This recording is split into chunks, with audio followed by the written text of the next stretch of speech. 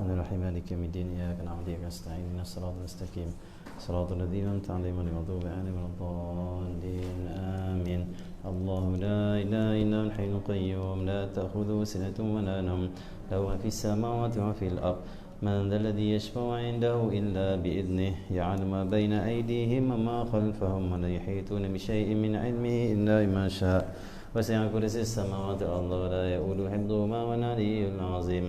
آمن الرسول بما أنزل إليه من ربه المؤمنون كلنا آمن بالله وملائكته وكتبه ورسله لا نفرق بين أحد من رسله وقالوا سمعنا وأطعنا غفرانك ربنا وإليك المصير. لا يكلف الله نفسا إلا وسعها لها ما كسبت وعليها ما اكتسبت ربنا لا تؤاخذنا إن نسينا أو أخطأنا ربنا ولا تحمل علينا إصرا كما حملته على الذين من قبلنا ربنا ولا تحملنا ما لا طاقة لنا به واعف عنا واغفر لنا وارحمنا أنت مولانا فانصرنا على القوم الكافرين آمين.